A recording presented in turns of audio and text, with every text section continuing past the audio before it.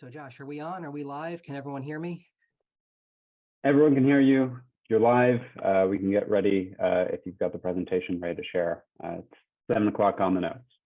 I do have the presentation ready to share. So I'd like to welcome everybody to our first of what I hope are several public information sessions on the MBTA Communities Law.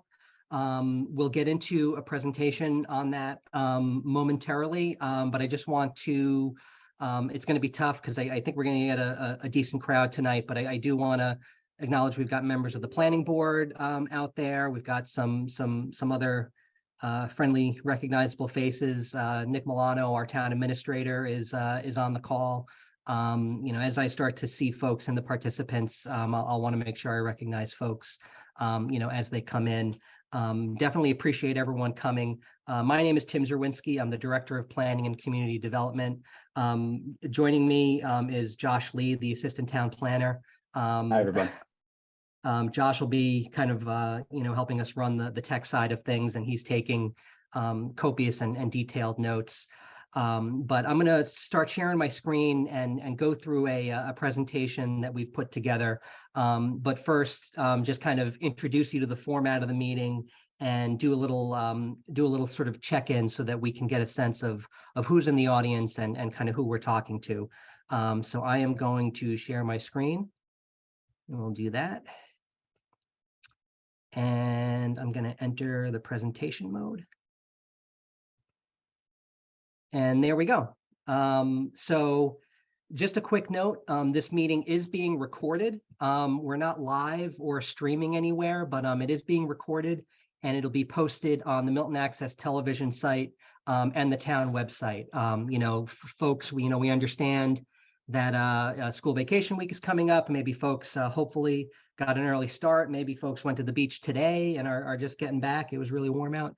But there'll be a recording of this meeting that we'll post up on the town website and disseminate so that everyone can see it. So the agenda for tonight, and we're going to try to keep the meeting to 90 minutes. We could definitely talk all night about this, but we want to be respectful of people's time and make sure that we get folks in and out in a reasonable amount of time so that you can get on with your evenings.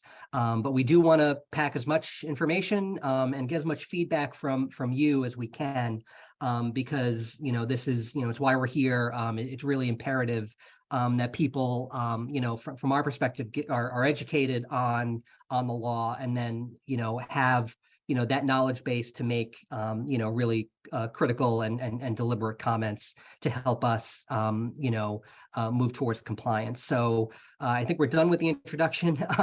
In a minute, we're going to go to a poll. It'll be a Zoom-based poll, so you'll get a little dialogue box that'll come up asking you some questions. I'm going to make a presentation. It's a sort of a reprise of a presentation I've given to various bodies in town. But if this is the first time you're seeing this information, it'll be new to you, and it's all very good stuff. We're going to have a question and comment period after that. I'd like to have a significant amount of time for question and comment. There's a lot of material. It's very dense, but I'm going to do my best. And we do want to hear from residents, so it's really important that we get a lot of good feedback during that period. After that comment period, we're going to give you a little bit more information about some resources that we've produced and have posted on the town website, and some additional feedback opportunities. We're here. We want to hear from folks. We understand. Again, maybe there are folks that didn't get a chance to make it tonight, or maybe feel more comfortable offering comments in a written form. I assure you that any email or survey result or petition or anything that we get to my office is read and digested and disseminated to any of the relevant boards and committees in town. A written comment is just as good as an oral piece of testimony that you give at a meeting like this. We're going to have a follow-up poll after the meeting, just to sort of, again, collect a little bit more data about maybe what you've learned and how we can sort of most effectively move forward, with this process. And then number 7, the final item on the agenda, just a sort of rundown of what our next steps are, in the process of kind of working through this zoning and continuing the public feedback, process. So the format of this meeting, as you might have already guessed, we are using the Zoom webinar product. So Josh and I, think of it if we were down in the Blue Room, Josh and I are sitting up at the table, and all of you folks are sitting in the seats, on the other side of the room. So we're going to give a presentation. We're going to do these polls. When the time for the question and comment period opens, I'm going to ask you to use the raise hand function. On your Zoom screen, there should be a sort of a black bar at the bottom of your screen. There's an ability for you to raise your hand. That'll show up on my list of participants, and you'll sort of jump to the top of that list. And I'll see that you've raised your hand to make a comment. If you're on the phone, I don't know if we have folks that are on the phone, but that's a perfectly fine way to participate. You can raise your hand by pressing *9. And then you can toggle on mute or unmute by pressing *6. And we'll try to remind folks of that later on when we actually get to that period. Once the question and comment period is over, we're going to ask people to raise their hands. And then I will kind of, it's in this product, it's called promoting people. We'll promote you to the front of the room to give your comments. We want to hear from as many folks as possible, so we're going to try to be relatively strict on a time limit for comments. We're going to give folks 3 minutes to ask your question, make your comment. In the interest of hearing from folks, because it's really a critical piece of this meeting. If I have a quick answer to a question that I can really just rattle off really quickly, I'll do my best to give that. Josh is taking notes. We've already gotten a series of really pointed and incisive questions through our survey. We're going to be putting together a kind of a frequently asked questions section of our website. So if your question is a little more detailed and requires a little bit more kind of thought and analysis, we're going to take that back to the office and try to answer those questions as best we can, and then post them up on our website. So we're not trying to stifle anybody or kind of stonewall anybody. It really is just in the interest of, I want to hear from you, and we want to be able to give as much time and attention to the answers to some of those big questions as we can. And so we'll take them back to the office and do our best to answer them. So Josh is going to administer a quick poll, and what we want to know is, where do you live? How much do you know about the requirements of the MBTA communities law? And then how often do you ride the Mattapan trolley? So if everyone can, really quickly, try to answer those questions, what precinct are you from? What's your sort of level of knowledge? And then, how often do you ride the trolley?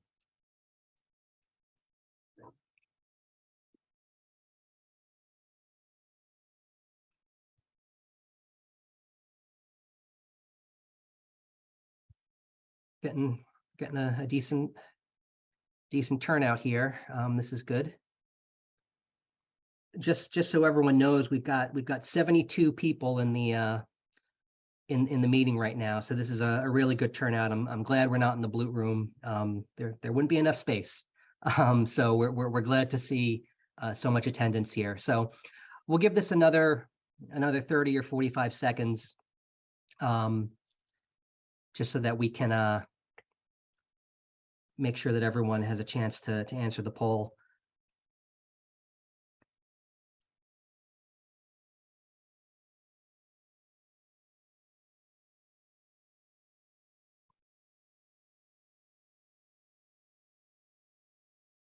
All right, Josh, it looks like the answers are petering out. Can we end this and show the results?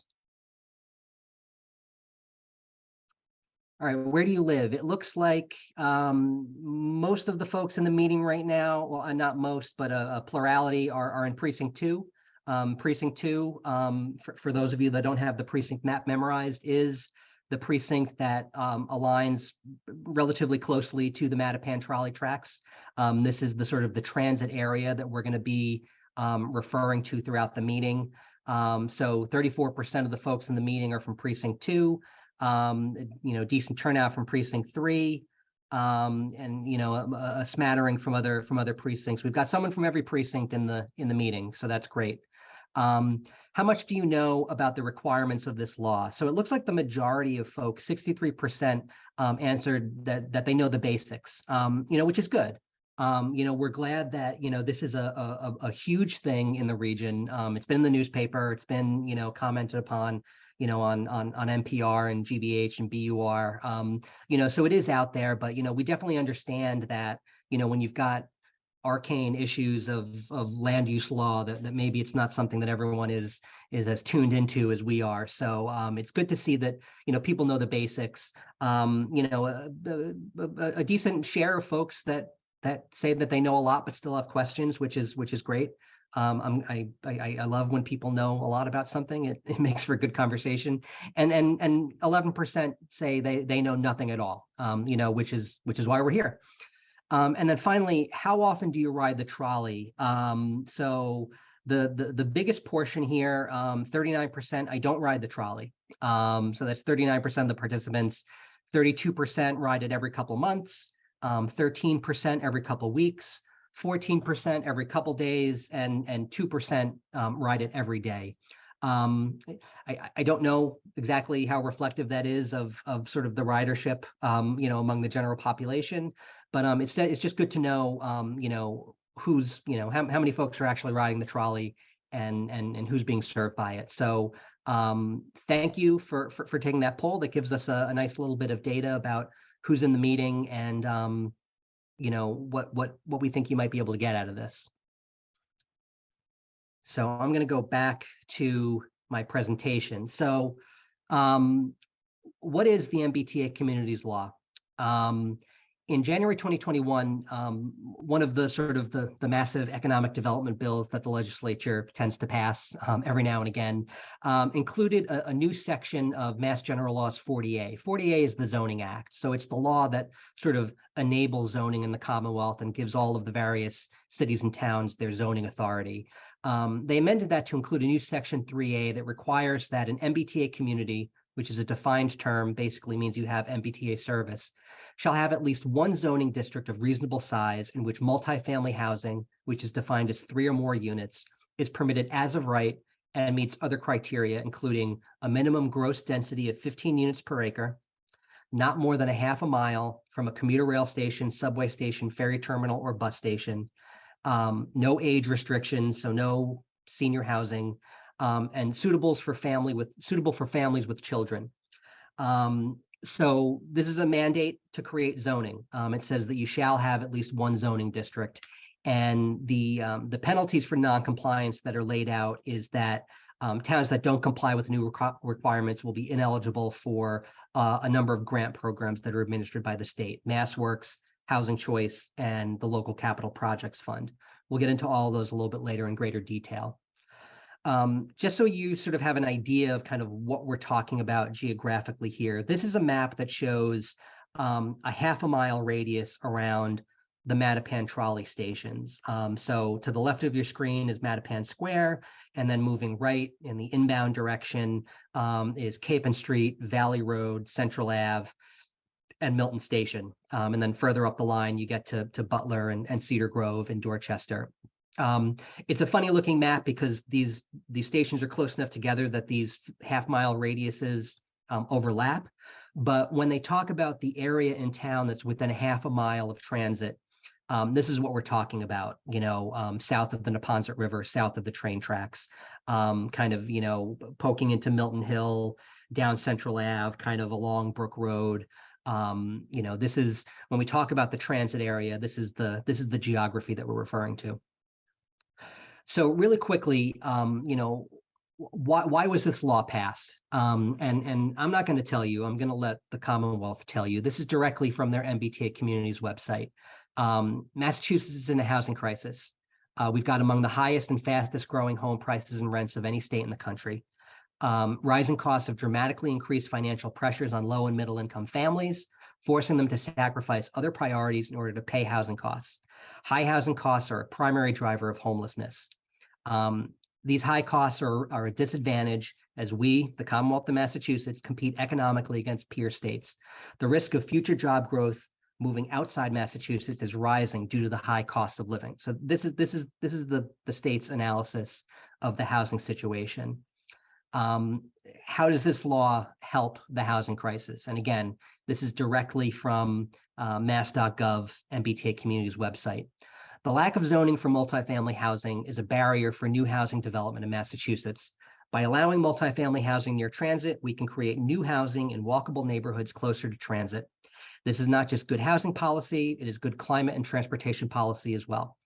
The result of transit-oriented development is more housing closer to the places that we go every day, local shops, jobs, schools, restaurants, parks, better access to work, services, and other destinations by increasing mobility and utilization of public transit, and reduced reliance on single occupancy vehicles, which helps in our larger effort to confront the climate crisis. And when this says we and us and our, it means us as people in Massachusetts, as the Commonwealth. So again, that's directly from the state. So how can communities comply with this new law? So every town does zoning differently. Towns with existing compliant districts could potentially count that zoned capacity towards their requirements. Compliance, it means multifamily by right at a density of 15 units per acre with no age restrictions.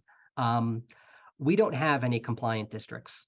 The overwhelming majority of land in Milton is zoned for a single housing unit per parcel.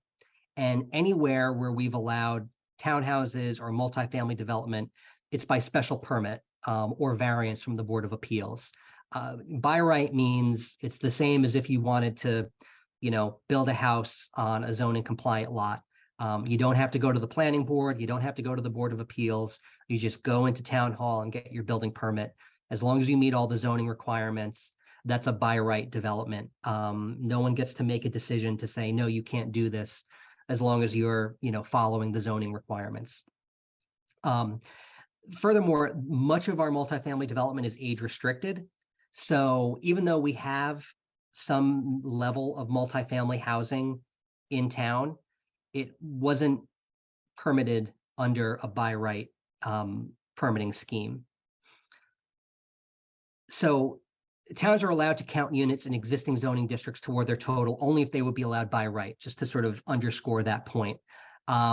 This is a map of where we have multifamily zoning in Milton. You can see sort of up north is the Milton Village Business District, where we recently passed mixed-use zoning. The 333 Brush Hill Road condos, the Borough State condos, the Woodmere development, down on Canton Ave, Walcott Woods. The rest of those zones are Residence D districts, which are age-restricted senior housing, which again, according to the law, you can't put age restrictions on your zoning, and so these wouldn't count as compliant districts. So really just trying to underscore that what the Commonwealth is looking for is a by right, go in and get your building permit permitting scheme. All this being said, DHCD, the Department of Housing and Community Development, has issued guidelines for compliance that give towns flexibility in where zoning districts can go, how large they can be, and what their dimensional requirements are. So in terms of location, what the guidelines that DHCD has issued have kind of come to the conclusion of is that you can draw a circle around a transit station of a half a mile and say, this is where you need to put transit, but how much of that is wetlands? How much of that is state parks? How much of that is, what we consider to be undevelopable land? That has an effect on, where you can actually build housing if you were so inclined to do that. And so they've calculated the developable area in that half-mile radius of transit. And using that calculation, they've kind of made a determination that, a town like Milton, by virtue of the fact that the Mattapan trolley tracks kind of hug our northern border along the Neponset River, when you draw that half-mile radius, a lot of that district or a lot of that area is either in the river or the Neponset Reservation, or it's in the city of Boston, which we have no control over over zoning over there. And so as a result, what DHCD has said is basically, because you have a reduced amount of developable area, only half of your total district needs to be within a half-mile radius of transit. And you can choose other parts of town for the other half of your district. Again, that's an acknowledgement that not as much of the transit area is developable as, say, city of Newton or the town of Needham, which has sort of commuter rail and MBTA service right in the middle of town. The half mile catches, everything. There's no cross border anything. They have much tighter restrictions in terms of how much of their area needs to be in the transit area. The town can also create sub-districts. So when we say zoning district, we're really talking about the sum total of any of a number of sub-districts that add up to the minimum area and the minimum zone capacity. So we can create multiple sub-districts that have different dimensional restrictions, different height and density restrictions, that can really sort of fine tune that area into something that, as closely meets the physical character of the neighborhood as we're interested in doing. The only restrictions on that is at least half of the district needs to be contiguous. So you can't do 100 different tiny sub-districts. You've got to have one big district. And then after that, you can do smaller sub-districts depending on what your needs are. And each sub-district needs to be a minimum of 5 acres. So you can't do a little tiny half-acre sub-district. You've got to have a decent amount of land in that. All that being said, there's still plenty of area both within the transit area and outside of it to really kind of fine-tune the requirements in these sub-districts to kind of meet our needs. And then the dimensional requirements, height, setbacks, density, they don't need to be uniform.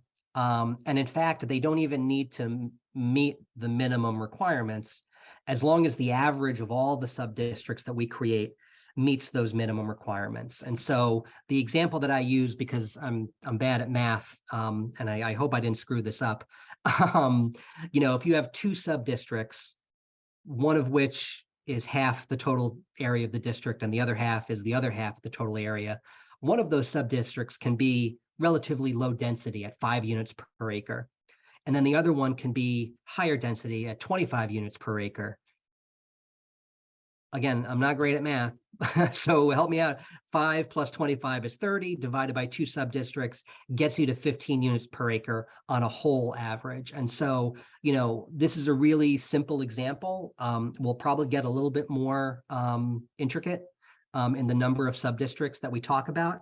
But this is just another thing that we can really sort of adjust those dials of dimensional requirements to really help us craft districts that minimize change to the physical character of our residential neighborhoods, which, in my time in Milton, I've come to internalize that that's a really important thing to people.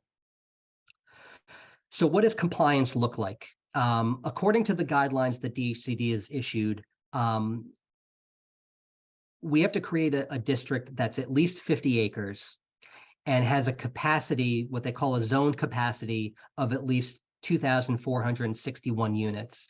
And the way they come up with that is they take the MBTA communities and divide them into sort of buckets. And the first bucket is rapid transit communities. These are red line, green line, blue line, orange line. The communities that are really kind of tied into Boston in the inner core of sort of the regional kind of area. These are cities and towns that are on the hook for the most amount of housing. And so the way they calculate it is they say you've got a zone for a 25% increase in your existing year-round housing, which according to the census data that they're going after comes out to 2,461 units. What zoned capacity means is, here's what it doesn't mean. It doesn't mean that we're required to build 2,461 units. And I'm going to continue to underscore that. And I'm not going to say it as much as I want, but just try to keep that in mind. that this is a zoning mandate. It's not a production mandate. We could create zoning that allows for 2,461 units, and 0 units could be built, and we would still be considered in compliance. What the Commonwealth is looking for is for cities and towns to set up a regulatory regime that allows developers to come in and build in a by right fashion. It doesn't require anyone to build anything. It just has to allow them to build. So those two variables, the sort of the minimum size of the district and the minimum number of units that we zone for, presents trade-offs. So if you want to have a smaller district, so this as small a district as you can, you're going to have to crank up the density to get to that zone capacity figure, which I'll show you what that looks like in a few slides. Now, if you want lower density, then your district has to get larger in order to accommodate all of those units. And again, we're going to go through a couple slides that'll show you in a visual fashion what that looks like. So the diagram here, we're going to revisit this a couple times, is sort of a spectrum of housing types by density. And so on the way left is your detached single family house. And as you go right on this diagram, you start to get into denser housing types, your duplexes, your townhouses, your, they call them triplexes and fourplexes. You are probably familiar with a 3-decker or just a 4-family house or a garden apartment, bungalow courts, townhouses, multiplexes. And then when you get to the right, you get into sort of what you would recognize as, a mid-rise apartment building. So if we were to create the smallest possible district at 50 acres, which is the minimum size laid out in statute, we would have to zone that for 50 units per acre. It's just arithmetic at this point. 50 units per acre times 50 acres gets you to zoning for 2,500 units, which is maybe a few units above the 2,461 that were required. So it's a little bit of a rough math, but really that's all it is at this point, is arithmetic. So here are some images, and some of them are not as high res as I'd like, but just to show you some examples of what 49 to 52 units per acre actually looks like. And so you've got a couple examples from California. Mountain View, I think that's where Google is. This is a sort of a really dense housing development, just sort of a ring around a courtyard. San Francisco at 52.5 units per acre. These are high-rise condo buildings. And then, the Boston example, I think if this isn't Back Bay, this is maybe South End or maybe even the North End. Well, the middle picture makes it look much more like it's Back Bay. That's 53 units per acre, where you've got these maybe not so tall sort of brownstone townhouse buildings, but they're really tight in together, and it's a big area, where you've got them. So that's what that density looks like. Another example, just maybe relatively close to home, is this project, the Legacy at Arlington Center, in Arlington, Massachusetts, which is, less than 50 acres. It's 43 units per acre, but this is what this looks like. It's 4 stories, so it's not a high rise, but if you look at that rendering, it is, almost lot line to lot line in terms of the buildings on the site. Not a ton of areas for open space. Everything that's not a building is parking and circulation. So it's a big, dense development. Going down the density scale and sort of up the acreage scale, if you wanted to do a 75-acre district, to crank down that density a little bit, now you're at 33 units per acre. Which is, again, a different sort of set of housing types. Here's what 29 to 31 units per acre look like. None of this stuff is really familiar as a housing type in town of Milton. Maybe you see this in other parts of the country, in other, even in city of Boston, you don't see a lot of this stuff. But again, these are not super tall buildings, but definitely dense, definitely really packing a lot of housing onto a site. A close to home example, right here in town of Milton, is 88 Wharf Street, which is 29 units per acre. You know, 88 Wharf is a lovely building. It's got, you know, decent kind of open space around it. You know, but it's probably, you know, one of the biggest buildings we've got. So this is if we wanted to have a district that was 75 acres, which is not the minimum size, but close to the minimum size, you know, we're talking about buildings that are around this size. And if you wanted to have, you know, maybe a sub-district that had smaller buildings, you'd have to offset that with a sub-district that had buildings that were bigger than this. So, you know, you just got to think in terms of the totality of the district and how much of that is, you know, is going to be offset on the density scale. So as we go down that density scale now down to 20 units per acre, now we're talking about a 125 acre district. And you know, on our little diagram, we're in the sort of courtyard apartment, bungalow court, townhouse kind of zone on the diagram. You know, this is what this starts to look like. You know, we've got Dorchester, which, you know, you see the sort of the classic 3-decker, you know, 3 units on a relatively kind of narrow lot, you know, cheek to jowl. This is, you know, clearly a residential neighborhood, but, you know, definitely kind of packed in there. You know, the other example is Tampa. You know, it's nice. I don't know if that's a pool or a tennis court. It would be nice to have that. Not quite a familiar housing type. And then here in Cleveland, you've got these sort of Tudor style, you know, apartment buildings, which kind of have the face of maybe a large house, but then they sort of go backwards, you know, kind of deeper into the site to accommodate, you know, that's, you know, about 20 units per acre over there.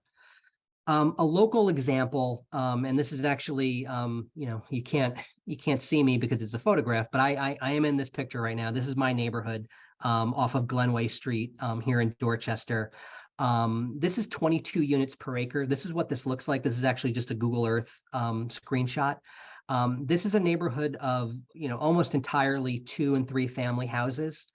So again, these houses present as houses. They don't necessarily look like apartment buildings. You know, you can probably guess from their size that they're multifamily, but, you know, we're not talking about apartment houses here. We're talking about, you know, buildings that present as houses.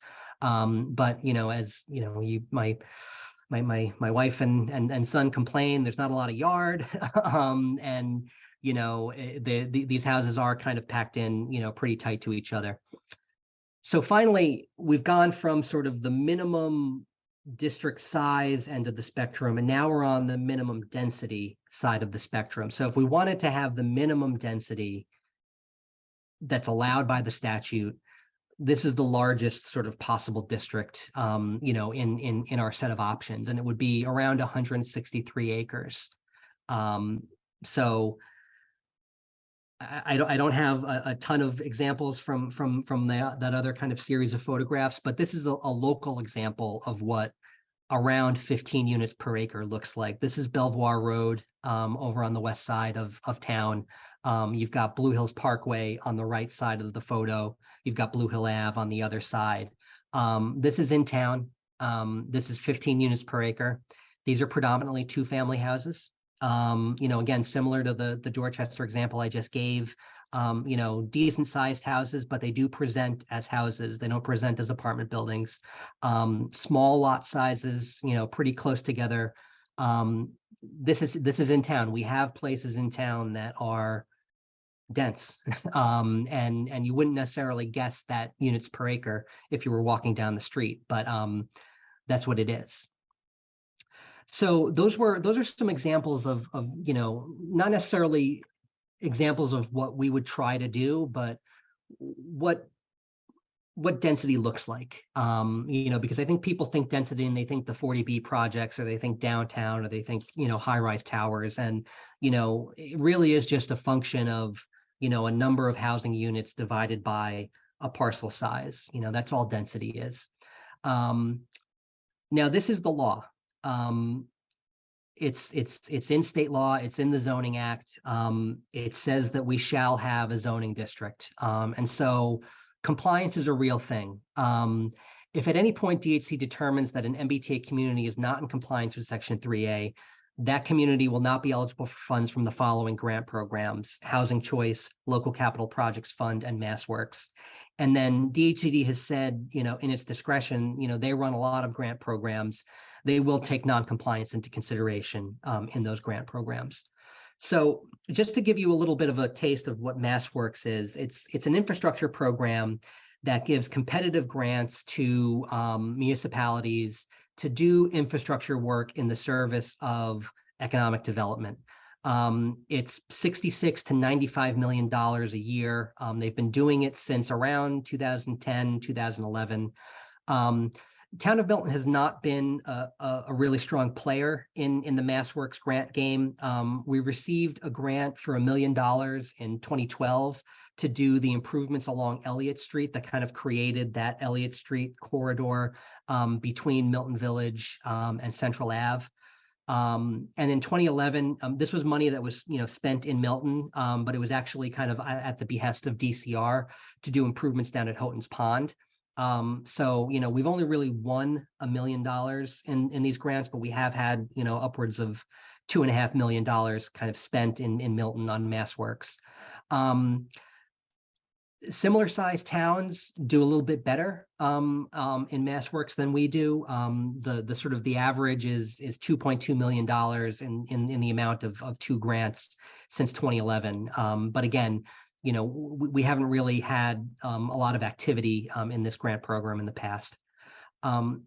Housing Choice, which we won't talk about that much, is really a program that is meant to encourage housing growth. You have to meet certain growth targets in order to be eligible for that fund. We have never met those targets, and so it's really a sort of a non-starter. The Local Capital Projects Fund is an interesting one because this is a fund that is derived from casino revenue from the various casinos that we have in Massachusetts. And that goes directly, those revenue funds go into this fund and then the legislature appropriates it. So it's not like they take money out of the general fund and create the MassWorks program. This is a fund that is meant to sort of take that fire hose of casino revenue, and then the legislature kind of picks where they're going to spend it. And what they've done typically since the fund is opened is appropriated money for subsidies for local housing authorities. So local housing authorities which run public housing in towns and cities like Milton, like City of Boston, Cambridge, a lot of communities have a housing authority that builds and operates and maintains public housing. In fiscal 20, 9.7% of the money that DHCD gave to local housing authorities came from the Local Capital Projects Fund. And that amount has ticked upwards. I mean, it went down a little bit in fiscal 21, but in fiscal 23, 10.6% of all of DHCD subsidies to local housing authorities came from the Local Capital Projects Fund. So the effect of this is non-compliant communities that have housing authorities risk losing approximately 10% of their DHCD subsidy. What I'll say for Town of Milton, we receive between $235,000 and $255,000 in state subsidies every year since 2018. So the risk of non-compliance is losing 10% of that figure, between $235,000 and $255,000. This is money that goes to maintain Miller Ave, which is the senior public housing that we have. And then there are a number of scattered site public housing facilities that the Milton Housing Authority owns and operates. We do get money from the federal Department of Housing and Urban Development, but that money comes in the form of Section 8 vouchers, which are not tied to physical development. So that's just cash from the federal government that isn't going into the physical plant of the housing authority's assets. So that's what's in the statute. It's still unknown what other consequences for noncompliance there may be, but both Governor Healy and Attorney General Campbell have indicated in their campaign materials and in statements that they've made since they've taken office that housing is a priority. And this just came up yesterday in response to a story that the Globe ran about town of Middleborough, which is one of the only towns that has not hit their interim compliance targets under the legislation. The Globe reached out to the governor and she basically said opting out is not an option. We've got to do this across the state. This administration is really going to lean in here. I don't know what lean in means, but this is straight from the governor, in terms of how she's going to look at non-compliant communities. So there is a lot of concern about about this law, and there's been a lot of discussion, at the planning board, at the select board, on social media, in the newspapers about the potential negative impacts of the law, and what are the trade-offs between non-compliance and what we get out of it. But I want to talk really quickly about how this law can be a tool that the town can use to achieve its housing and economic development goals. And again, this is not me, as your planning director advocating, on behalf of a law. This is coming directly out of plans that the town has adopted. So these are the town's planning goals. Under the master plans, objective 3.2, increase and expand the range of housing types. Strategy is to create smaller housing units and increase market rate and subsidized housing for the elderly. Multifamily units created under MBTA communities will invariably be smaller than typical single-family houses. There are a lot of small single-family houses in town of Milton. They are also very old. If you drive around town, if you look at the construction that's going on, we're not building small single-family houses anymore. We're building enormous single-family houses. A multifamily unit is not going to be competitive with one of the houses on Pine Gardens Way or one of the townhouses at Walcott Woods. These are going to be smaller units, and that diversifies our housing stock, and creates options for people who may not be interested in or can afford a large single family house. And then under strategy 2, even though age restricted housing is not allowed under the MBTA community statute, if you create zoning for multifamily, you open up the door to development to all sorts of different types of developers. So we can't require age restricted housing, but someone that's interested in building age restricted housing could certainly avail themselves of the zoning.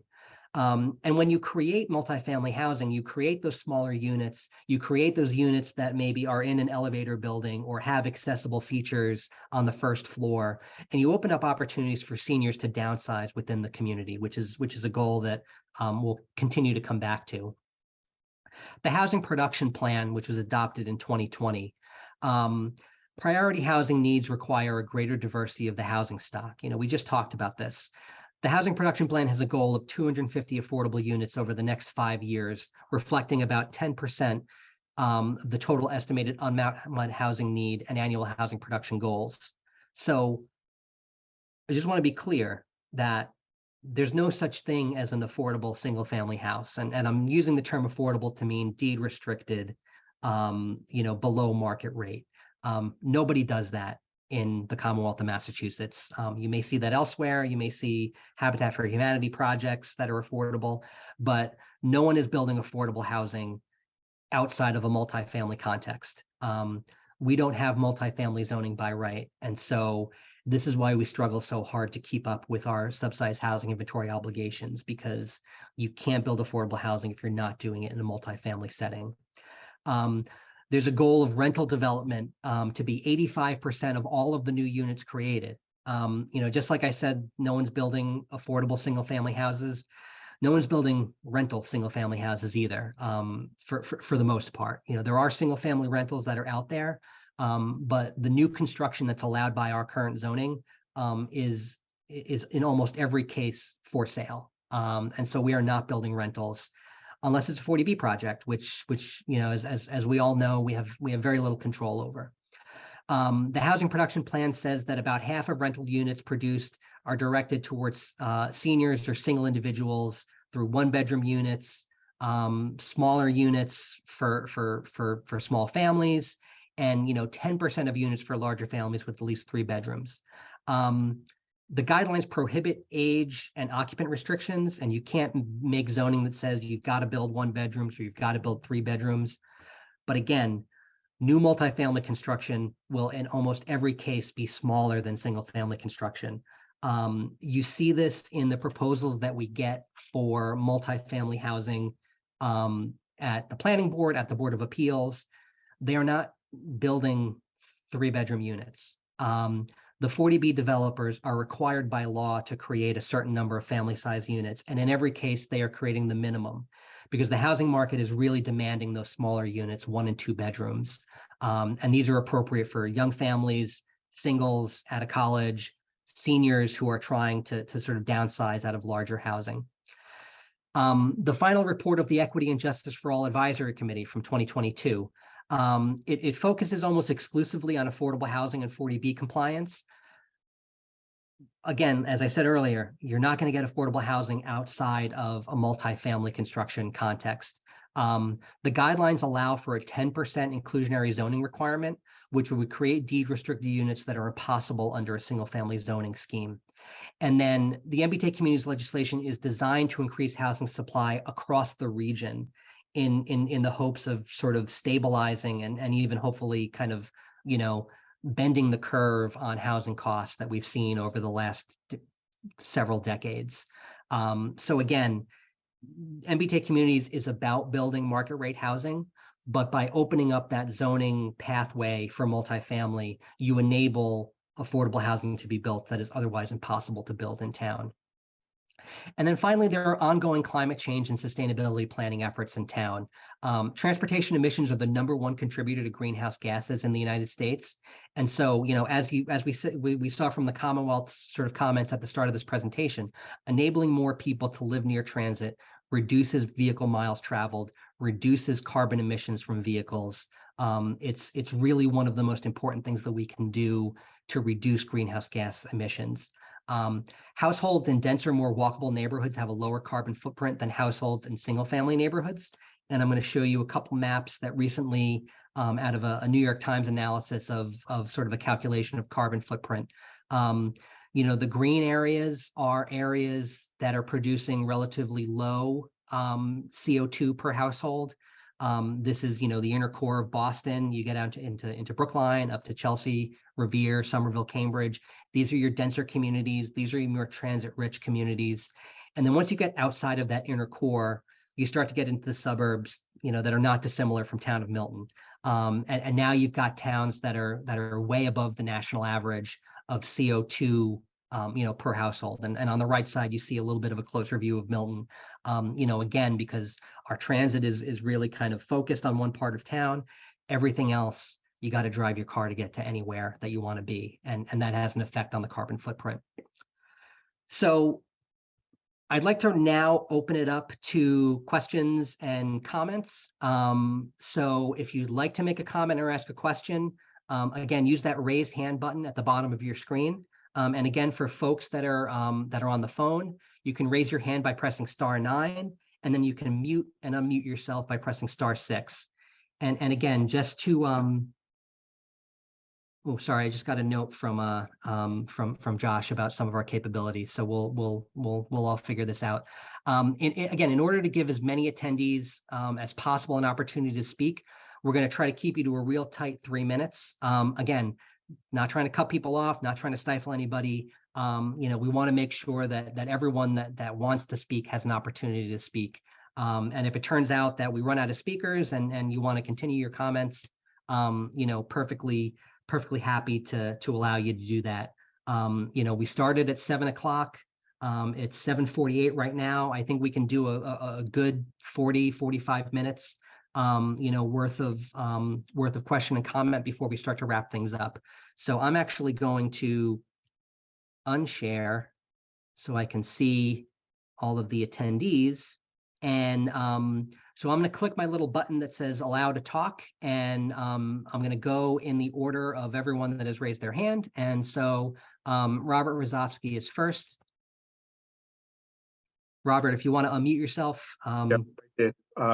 Good evening, Tim, and everyone else. I actually basically have a few sets of questions. One is, you presented examples of relative densities. Do you have any overlay maps of Milton that could show districts of 50 acres in size, 75, 100, et cetera? That's the first of 3 questions.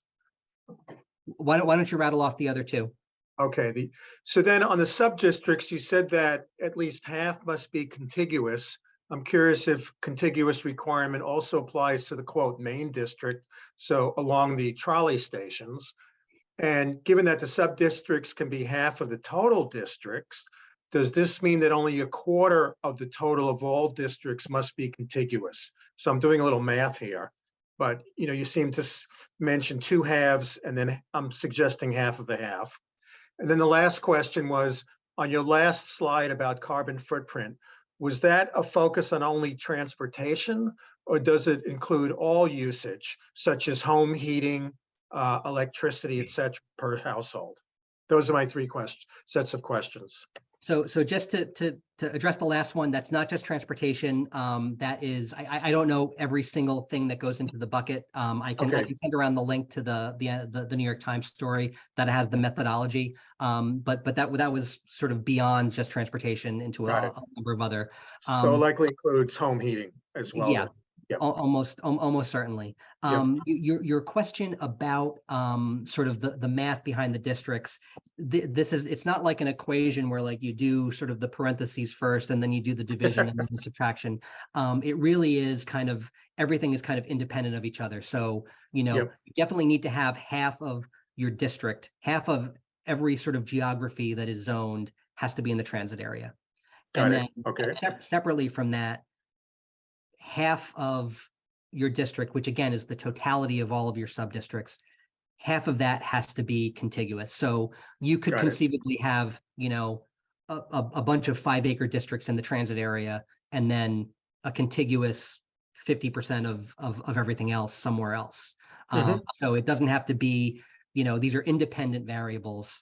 And then remind me of your first question, and I may not be able to answer it, but I want to make sure that Josh takes it down. Well, I was just curious if you had any overlay maps that could show us what, 50 acres looks like, 75, et cetera.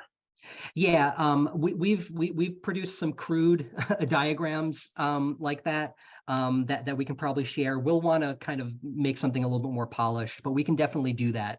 My hesitance in the past to do this is, once you start to put a line on a map, people start to say, oh no, now this is going to be zoned, and it's really where this is all. I may have something actually on my computer right now that I'll, if I'm not too distracted, I'll poke around and try to find it. But well, other people have questions, and certainly that's material that we can definitely produce, and so we'll get to work on that. And just put caveats on it, representations, etc., so people don't start running with it as you just suggested. No, thank absolutely. you, Tim.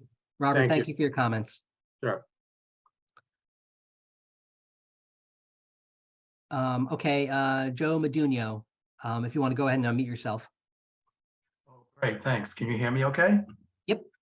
Yeah, just be a pinch patient. I've got a lot of notes scribbled on a page. It's kind of messy. Thanks.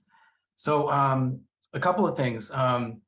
So I read an article in the Globe a few days ago or a week ago. 7 communities have opted out of this already. They're non-compliant. Others tried and they were punished immediately, I guess, from the state. They got their application or their plan in. So this is about changing zoning and right now, and I think that's pretty clear. This will have to come up at town meeting. Am I right on that? Right. Yes. This won't be on the ballot or anything like this, right? No. So we have to vote in May, I assume, at town meeting, which I'm a town meeting. No. No, so if you have other questions, go ahead and get them out, and then maybe we can talk about what the timeline procedure is. Like. Yeah. Okay, so I just want to ask though, I think it's really clear, it has to be clear to people, what happens after you change the zoning? How do we get to creating these neighborhoods in existing neighborhoods with homes and well-settled areas, as we know? What happens? So thank you, Joe. So in terms of kind of procedure, and I hesitate to use the term timeline because it is, we have a deadline under the guidelines because we're a rapid transit community. The rapid transit communities are up first. So our deadline for compliance is actually December 31st, 2023. And on January 1st, 2024, if we have not submitted compliant zoning, will be considered out of compliance. It's an ambitious deadline. There are 2 towns in the rapid transit kind of area, us and Brookline, that have to I'll use the term deal with town meeting. It's our form of government. It is what it is. It's a little more cumbersome than a mayor and a city council. So it is going to be something. It's not going to be an easy thing to get to town meeting. We're certainly not doing it in May. We're not ready. We don't have a district drawn up. We have not done nearly enough discussion. This is the first public information meeting that we're having. We've gotten good feedback so far, but we need to do a lot more work. So the most ambitious schedule that I can kind of surmise is a late fall special town meeting after 8 or 10 months of discussion, analysis, research, back and forth on kind of what our priorities are. And even then, I mean, quite frankly, like I said, it's an ambitious schedule. I'm going to, try to keep to it, but also I've said this in other meetings, and I'll say it to DHCD, I'll say it to the governor. I think it's more important in my eyes professionally that we get it right than get it done on the deadline. And so, it's up to town meeting. If we go to town meeting and town meeting says no, then we got to go back and figure it out. And so, there's a deadline. I think we need to take that deadline seriously, but also we need to take it seriously to do this in a way that's going to pass town meeting, and that's hard. Correct, yeah. So that's kind of, I can't make any assertions or promises about a timeline, but that's kind of the constraints that we're dealing with. I think the second, Was that it, Joe? well, the second part of the question is, I think I've got people and friends, who I'm a precinct 4 town meeting member, but I've friends that live in those areas, and they're wondering what's coming up the pike for them. They're living in single family homes in the Elliott Street area, and I think people need to kind of get what the process would be once we change zoning. What happens next? To how do we begin to get 50 acres or 75 acres? Yeah. And what's it So- gonna look like? So I know I said we try to sort of take down questions and maybe answer them later, but I think this is something that kind of merits a response. And so what I'll say is a lot of it depends on the density that we ultimately kind of come down on. Especially, and I'm going to focus on the transit area because that's the one place where we know we have to do a district. I'm not assuming that that's going to be the only place that we do a district. That's something that the planning board and the town need to kind of come to, consensus on. But, we know we have to do something in the transit area, so I'm going to refer to that.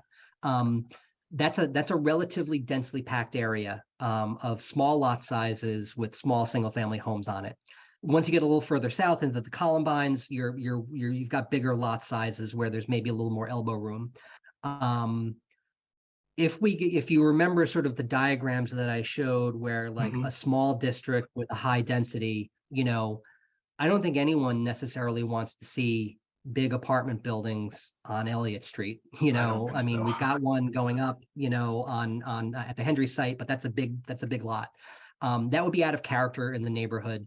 It would require a lot of acquisition. It would require a lot of demolition.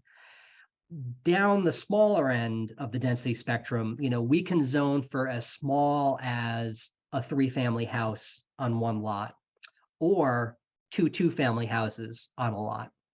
Which, while we don't have a lot of that in that neighborhood, it's also not so far away from a single-family house that it would cause a really dramatic alteration of the neighborhood character. So, Joe, I know the sentiment behind your question is, what's going to happen? And what may happen is there may be opportunities for some of the larger houses. If someone wants, the other thing I'll say is that no one's required to do anything under zoning. If you live in a house and you like it just fine, you'll never have to redevelop ever if you don't want to. It's really all about your individual kind of property rights. The smaller the density, the more likely it is that people have the potential to retrofit their existing house on their existing footprint or do a more minor addition rather than complete demolition and redevelopment. That being said, in a buy right scheme, you're allowed to do what the zoning says. And so if someone wants to knock down their house and put up a 3-family or 2 2-families, they'll be allowed to do that. I think the thing to understand about zoning is, it's the same question as what happens if the large lot owner next door to me decides to subdivide? Well, they're allowed to do Correct, that under right. zoning today. And you're going to get a subdivision next door. And so that's kind of the closest example that I can get. Joe, I took up a lot of your time talking, but Mhm. I think you got a couple good questions in there. Oh, it's a So big I'm going to question, move I on. know. Mhm. Yeah, no, but I appreciate it. And I'm going to move on. And if we've got time, if Yeah. you've got additional questions, we can Thank come you. back to you. We've got Jill Clark. Hi, thanks for this, Tim. This was really informative and helpful. I appreciate it. I I'm trying to think if my questions have already been answered by some of the folks that have spoken. One question that I know that I have, so you mentioned in the requirements of the law that one is that the new the zoning or new housing can't be age restricted, which I understand, but also that they have to be suitable for families with children. And I'm wondering what the definition of that is. So a couple things that I want to clarify there. So all of these requirements are basically things that say that we can't mandate age restricted housing, right? You're allowed to do age restricted housing, but you can do other things, right? So it's a situation where if you pass zoning and an age restricted developer wants to do something, they would certainly be allowed to do it. It's just not something that we can require. The way that DHCD in their guidelines have kind of squared the circle on family-friendly housing is basically by saying you can't put bedroom limits in your zoning.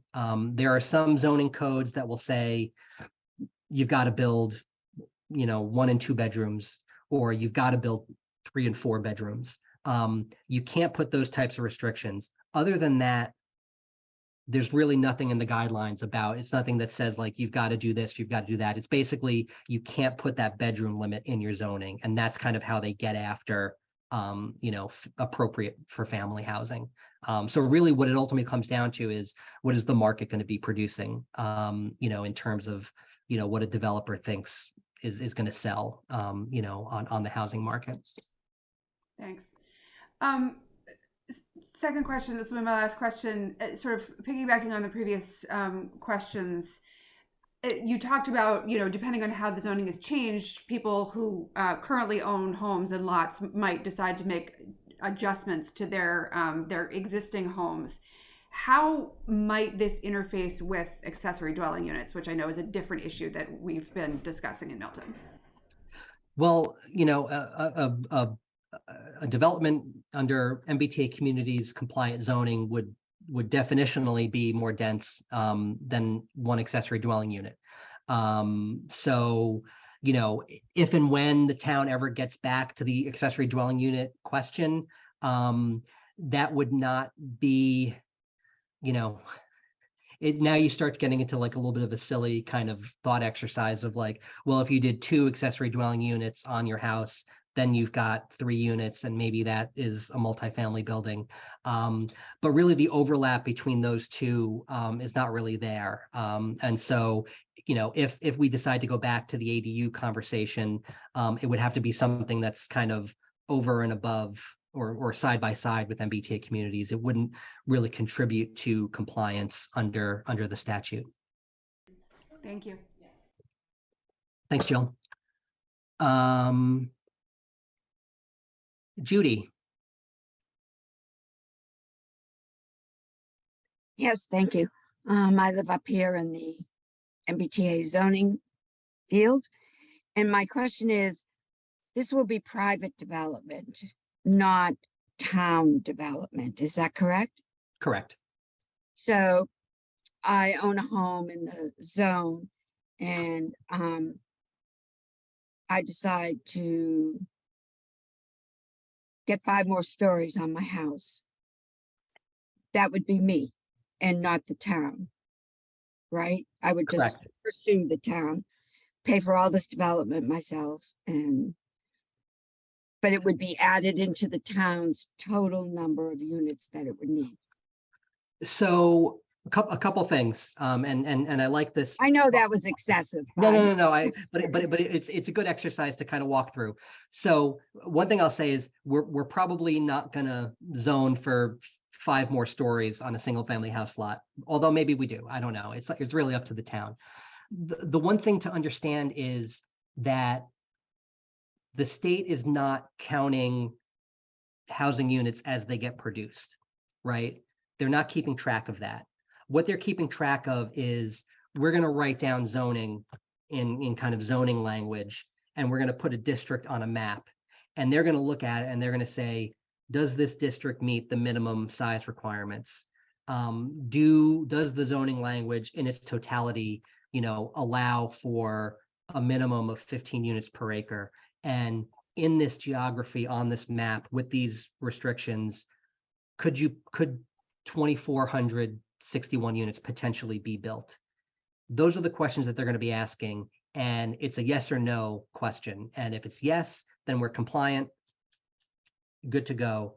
As I said earlier, if no units get produced, we maintain compliance. They're not concerned about, they're obviously concerned with units being built, but the focus of the law is changing the legal mechanism by which development happens and not mandating that a certain number of units get produced. Does that make sense? Do you understand?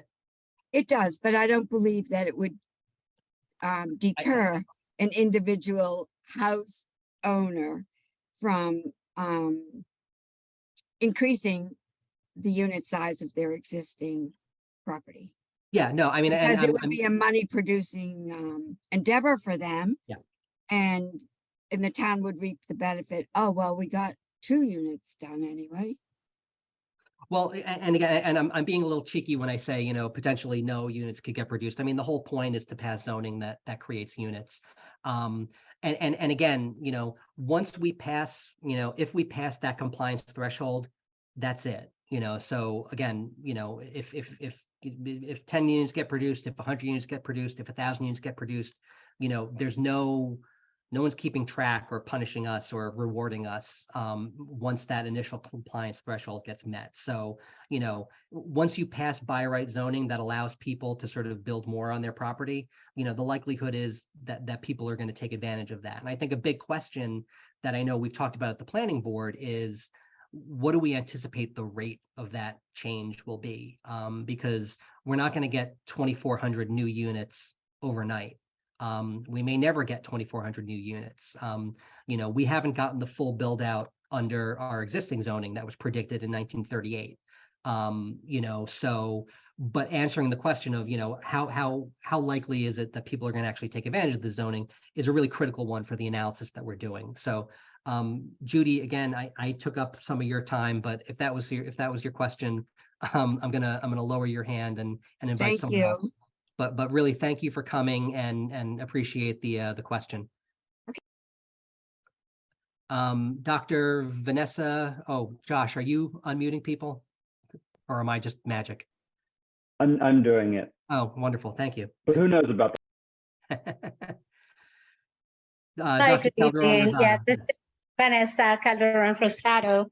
Thank you for the opportunity and the presentation, Tim. Some of the questions that I had were already answered, so I just have 2 comments. I think this is a great opportunity for our town to build our housing and add affordable housing units. I think this is exactly what we think and talk about walkable communities and communities in which carbon footprint is decreased by having higher density around public transit. So I think this is great. And I'm excited to see what we come up with. And my second comment is that one additional challenge of non-compliance is that the town opens up itself for lawsuits. There's already some lawsuits to some of the towns that have not submitted their plans to the state. And those lawsuits don't come from the state, it comes from civil rights groups. So that's another challenge and risks that we would take if we're not compliant with the law. Thank you again for the presentation, Tim. Absolutely. Thanks for coming and thank you for your comments.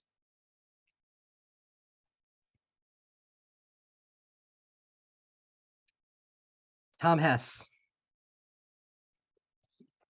Yes, thank you, Tim, for this presentation. I just wanted to make a comment about some of the town's historic assets.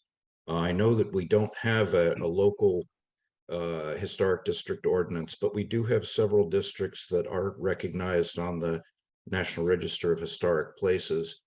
One of them, Milton Hill Historic District, has a significant overlap with the transit radius that was discussed.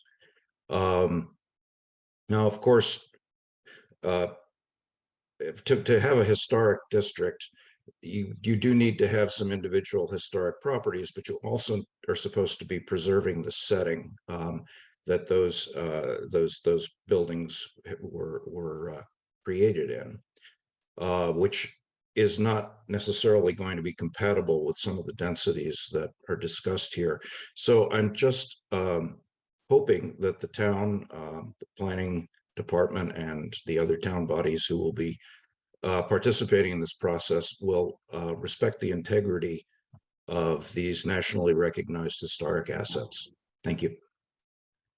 Thanks, Tom. And I think that's a great point. And I think it's, you know, I don't want to do too much commentary here so we can just kind of move on. But I think this is one of the, you know, one of the trade-offs that we need to be very, you know, cognizant of as we, as a town, kind of discuss, you know, what are our priorities here? You know, we've got housing priorities, we've got economic development priorities, we've got historic preservation priorities. And so I think it's a really important question. And I think, you know, we are blessed with a really vibrant preservationist community in town that I hope will participate in this discussion. I think everyone really treasures Milton's historic kind of physical fabric. And I think, you know, it's going to be a good conversation. And I think it's a really important point. And that's all I'll say. Thank you, Tom, for coming, and thank you for your comments.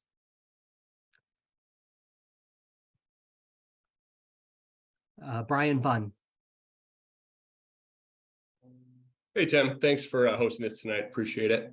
Brian Bunn on Adams Street. I just think that we need to take a step back and not talk about how we're going to do this and, you know, how we're going to implement it, but really whether we should do this. You know, there are certainly consequences of not complying, but they seem almost minimal. I mean, based on what you were saying before, I mean, how much are we likely talking about per year? $100,000, you know, compared to a budget of $60-70 million in town.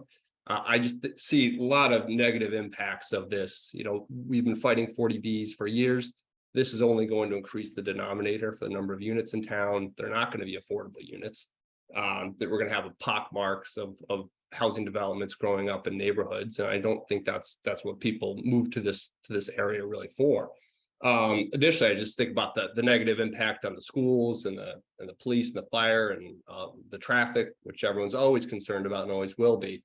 But you know, I really think that there really is no upside to the town on this. It's all downside. I mean, if the upside is $100,000 a year, that's not upside. That'll get eaten up quickly in the additional services that we'd otherwise have to provide under this. But thank you.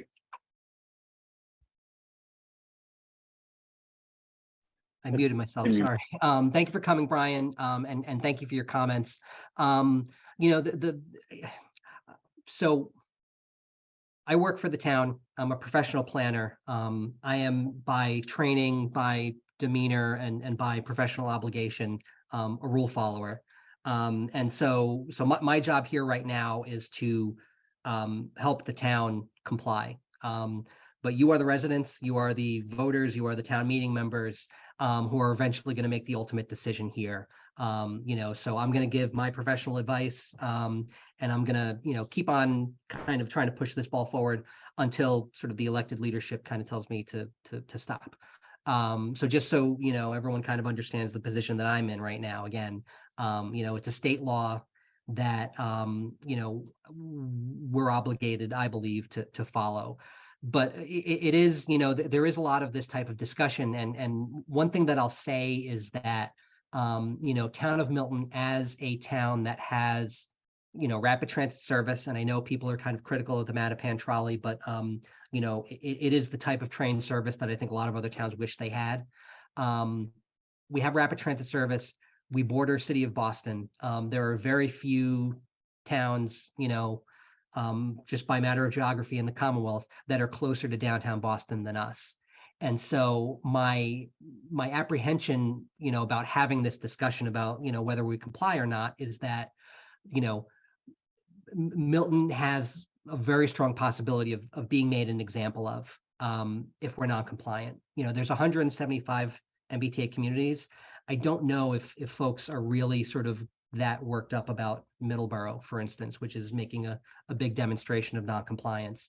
I think when you've got a town that directly borders Boston with rapid transit service, I think we put a target on our backs if we, go too far down the road of talking about non-compliance. But again, we talked about trade-offs relative to historic preservation. We talked about trade-offs relative to, other goals that we have. This is a trade-off that's part of the conversation. And, I want to be a resource to residents to learn about this stuff. But also, the residents are ultimately, the decision makers here. So that's where I'm at. We'll bring Jeff up next. Thank you very much for all the work you're doing on this, Tim. Jeff Wilkinson, up in the northwest corner of town in precinct 10. And I just want to underscore that there was a previous speaker, Dr. Vanessa, and I didn't get her last name, but she talked about the potential for lawsuit. You've just said that we run the risk of being made an example of. And in Commonwealth Magazine, late in 2022, the Lawyers for Civil Rights published an article where they made it very clear that they're prepared to sue towns that don't comply. So I think the downside is perhaps more compelling than previous speaker was just saying. And more to the point, we are part of the region and we need to be part of the regional solution. I have two questions. And again, just want to thank you for your presentation. First, how are you thinking about taking advantage of the opportunity to use inclusionary zoning requirements for 10% of units under the law? Is that something that you're thinking about actively at this point in the planning? Secondly, we've had some controversy in town about accessory dwelling units. And I just wonder, is there any relationship between the kind of zoning that we'll be doing under this law and ADUs? Before you answer, I just invite Dr. Vanessa and anybody else who's interested in promoting compliance, go to aim.org, affordableinclusivemilton.org, and get in touch with others in town who are working on this. Thank you. Thanks, Jeff. I've been talking quite a bit and I'm looking at the clocks. So those will be questions that we'll try to get some good answers to in our frequently asked question document that we're going to get together next week.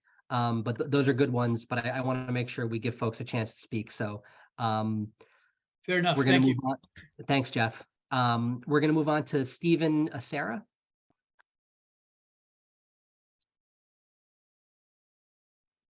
Hi, can you hear me? Yep, we can hear you. Okay, I had to unmute.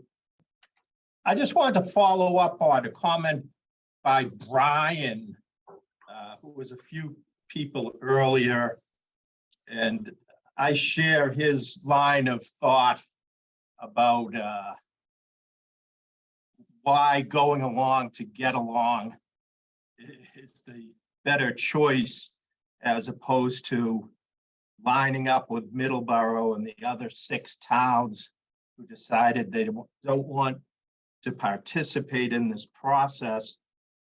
Based on the numbers you gave for the Housing Choice Initiative, the Local Capital Projects Fund, and Mass Works, I did the calculations, and Milton would be penalized $224,000 a year by not participating, which is what, the same or less than a top level school administrator, single salary. It's compared to the impact, speaking of the schools, how many thousands of new children are going to enroll in the schools, and more buildings, school buildings, and more teachers. It just seems like the $224,000 penalty to preserve the character of the town, the reason why so many people live here, makes more sense to me that we just opt out. That was my comment. Also with me here, we're in my conference room. I've got another Milton resident who wants to ask a question. His name is Mark Christo. He lives on Waldo Road, right off Elliott Street. Hi, Tim. Can you hear me? Oh, I can't hear you. Yeah, I can hear you. I can hear you. Okay, as Steve mentioned, my name is Mark Christo. I live on Waldo Road in the impacted area. So this is, certainly something that I need to follow. And I'm very concerned about it. And I'm curious, I'd like your opinion, if you would, please. How is a single antique trolley considered equal to a red line train under this plan? I see big differences between the two. There's a little bit of analysis that I've been working on, kind of at the behest of the select board. The data on the Mattapan trolley is not the greatest, but what we have, and I know folks look at the condition of those cars and say, oh my goodness. And again, I'm just as critical of the T as anybody. I'm a regular user of the T service, and it's necessary, but it's not always kind of what it's supposed to be. The critical statistic for transit service, in my opinion, is headways during the peak hour, which is when you're trying to get to work and when you're trying to get home from work. And that's basically, if I show up to Cape and Street Station, and I just see a car that had just passed through, how long am I waiting for the next one? We call that headways.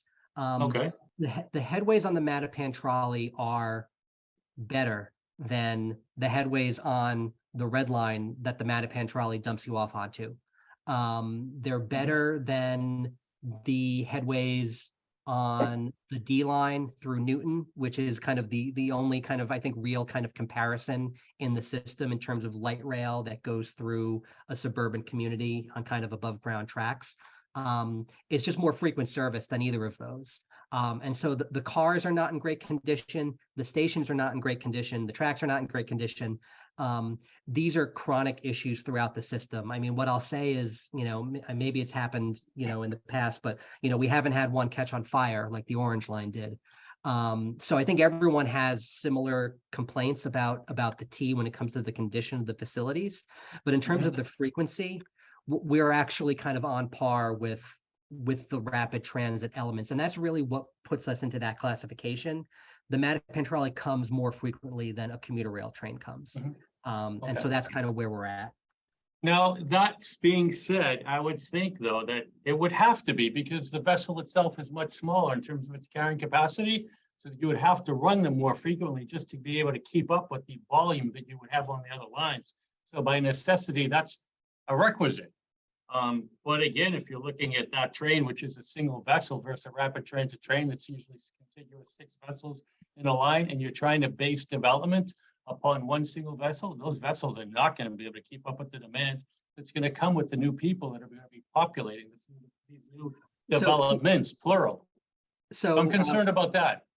So this is it's a good question, and at the end of the meeting, we're going to talk a little bit about what we're up to in next steps, about sort of analysis of that issue. But I do think it's a really relevant question. I do want to move on to the next. Yeah, if I could, Tim, just another question related to it, though. I think this is important as well for the audience to hear, because many of us don't even know about this, and mass mailings would be helpful for people in precinct 2, because most of my neighbors know nothing about this. But the trolley itself I'm wondering why it's not considered more similar to a bus, considering that the MBTA has proposed to replace it with an electric bus in the past. So I think there's a disconnect there that really needs to be looked at. So definitely appreciate that comment, and to your point right there, because it's 8:24 right now. Yes. I'm gonna keep going a Okay. little past 8:30, just because I've been doing a lot of talking and I thought I wouldn't, but I am. Of But course, Tim, of course. but for people that maybe wanted to leave at 8:30, I'm gonna put up I'm gonna do the sort of the resources kind of portion of our presentation right now, just so people see opportunities for more information and for more feedback. So if you can see my screen right now, we do have an MBTA communities page on the planning department website. That's www.townofmilton.org/planning-community-development. If you go under the departments menu and look for planning and community development, you've got this MBTA communities multifamily zoning requirement page. Everything we do, every document we produce, every presentation that we give, every meeting that we have a recording of, any information that comes down from the state, any information that comes from consultants that we've deployed is going to go up on that page. The other thing that we've got, and you see here links to information from the Commonwealth and other organizations, documents and presentations. We do have a survey and a comment form that we've put up. There is a link to that survey. It has, a few more detailed questions than we had in our little poll earlier in the meeting. But it'll give you a chance to sort of ask questions, tell us what your opinions are. And then there's an option at the bottom of that to enter your email address. We're developing an email list so that, again, anytime we have a meeting, anytime we get new information, anytime we think there's something relevant that the town needs to know about, we're going to blast it out to that email list. We're going to make use of the town social media. If you don't, follow the town on Facebook or Twitter, please do that. I would also recommend, not just for this, but for anything, to sign up for news updates on townofmilton.org. We do post news items that then go out to a mass emailing list. So go to the planning website, click on that link, take the survey, put your email in, and you'll get on our list. So I'm going to stop sharing my screen now. We'll go back to the Stephen, and I already forget your friend's name, but thank you for your comments, and we're going to move on. Alex Whiteside.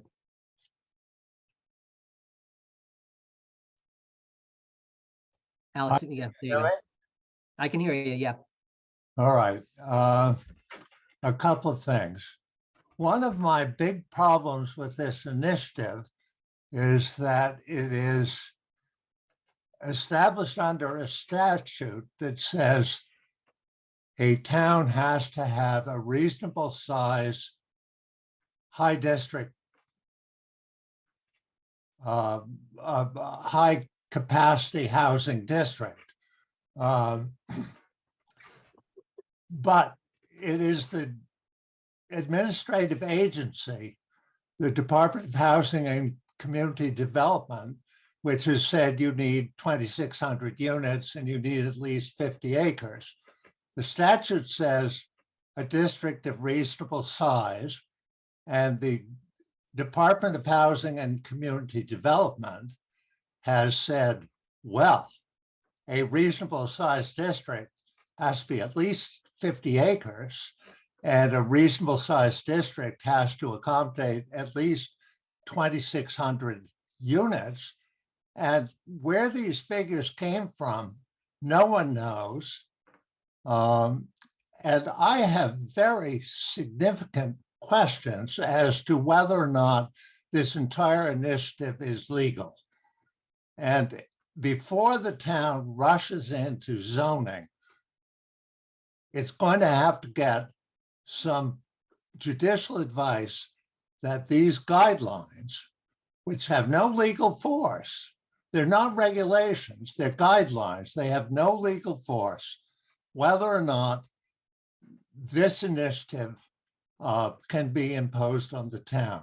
And until we have legal advice that we are obligated to do it, I would suggest the town would be foolish to go ahead. And I know that that seems harsh, but it is, you just can't rush into something unless you know it's legal. And I have very, very serious doubts whether that's the case here. Thank you. Thanks, Alex. Thank you for coming. Thank you for your comments. Alex Whiteside, longtime planning board chair and member, really critical voice on these issues. So I'm not a lawyer, so I can't, I can't really comment on that. But I think, over the course of the next several months, as we sort of go through this process, I think, these are questions that we'll continue to investigate and to analyze. It looks like Judy is up next. Is this the same Judy that spoke earlier? If it is, we're going to move on to the next person, and maybe we'll just go back to you really quick. But it just, again, in the interest of time, I said we want to do a 90-minute meeting, so we're going to go a little bit over. I want to sort of be respectful of the people that have raised their hands right now. So Linda Watson, Douglas Hine, Pete Jackson, Brian O'Halloran, Jim Davis, Marty Burke, Eric Hokinson, and we're gonna have to end after that because we've got to close out. But again, the website that I sent you, written comments are just as good as raising your hand and talking at this meeting. There's going to be more opportunities for input and asking us questions. My contact information is on the town website. I'm happy to take any calls or emails if we don't get to you at this meeting. So Linda Watson, you're up. You can hear me, okay? Yep, I can hear you. Okay. Somebody already asked one of my questions, which was the definition of suitable for families with children, and it is very vague. I know there can't be restrictions, age restrictions, but I think 1 or 2 bedroom units really aren't, you're not going to see a lot of families in 1 or 2 bedroom units. And my concern, and I agree, I think we definitely need more housing. I've worked in the housing world for over 30 years. We need more housing. We need more diversity in our housing stock. I really support that. My concern is that we're going to get a rush of developers in, putting pressure on people to sell their property. They're going to develop, very expensive housing units, and they're not going to be affordable. And that's not going to help us develop housing that is going to help families that need housing. It's not going to help the teachers in town, the firefighters, people who need housing, people, families that are looking to buy homes for the first time. It's not going to help with rental units. Yeah, it may replace some, maybe some families can move into these smaller units, but, you look at the Hendry's units, they're only 1 and 2 bedrooms.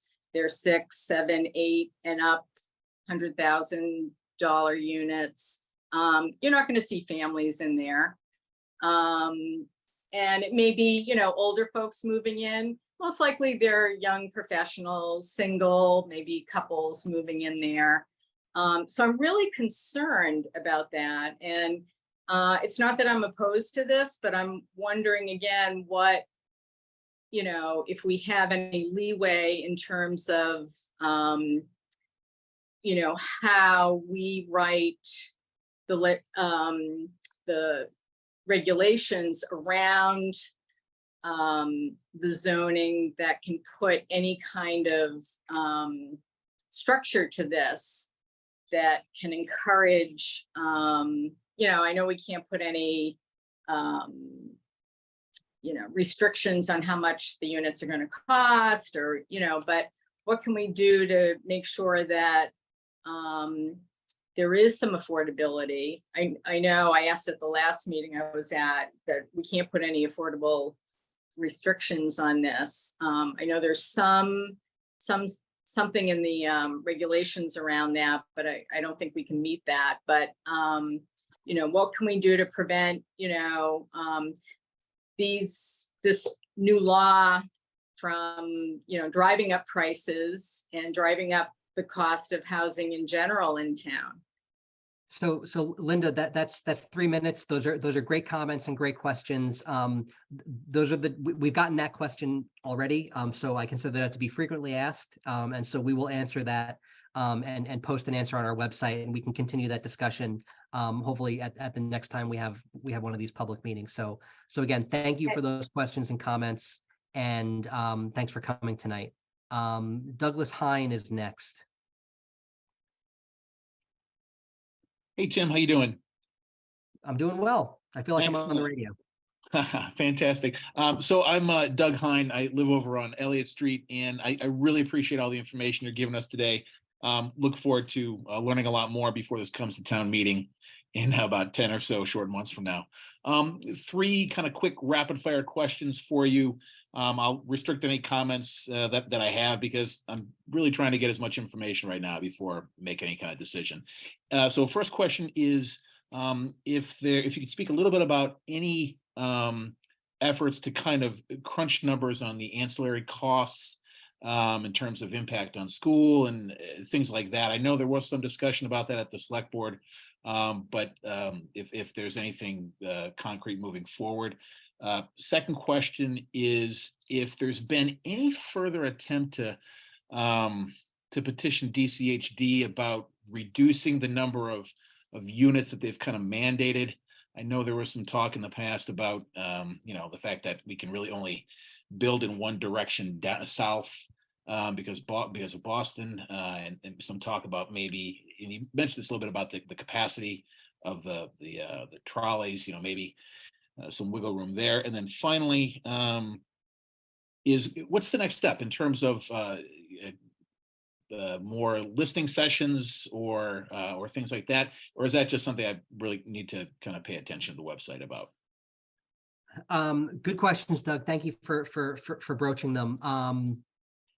And I'll go in reverse. I do have a slide for next steps.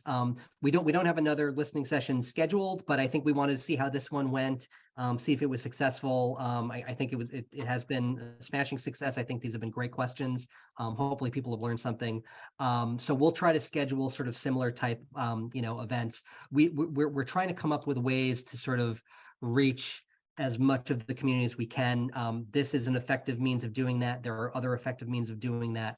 So we're going to be really trying to get out there in different ways and talking to folks. The issue of reducing the number of units that we're required to zone for. The way that, DHCD will say that they've already accounted for the fact that part of our district, part of our radius is outside of Boston, by saying, well, you only have to put half of your zoning in the transit area.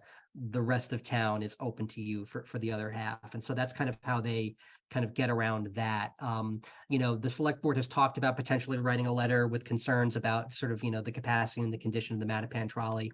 I don't know if, that I think that discussion is still ongoing. And if you could just really briefly remind me of your first question, I forgot it already. Impact assessments, Tim. Oh, impact assessments. Yeah. So this is something that the planning board is super concerned with. We've talked about it quite a bit. We have funding from multiple private and state sources to procure consultant services relative to our implementation of this zoning. And the planning board is very much interested in doing a sort of a fiscal impact analysis of, evaluating, what is the potential cost on the schools, on new infrastructure, on police and fire.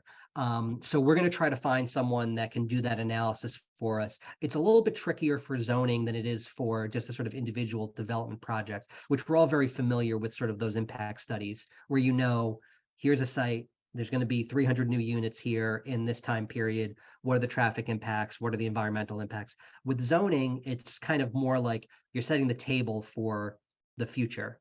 And it's really unknown if we'll get to full build out at all, or how quickly these units will be built.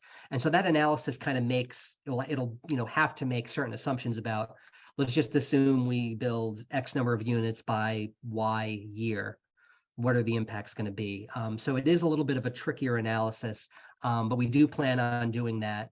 And we're putting together a scope of work on that as we speak. So Doug, thank you for your questions. We'll move on to Pete Jackson.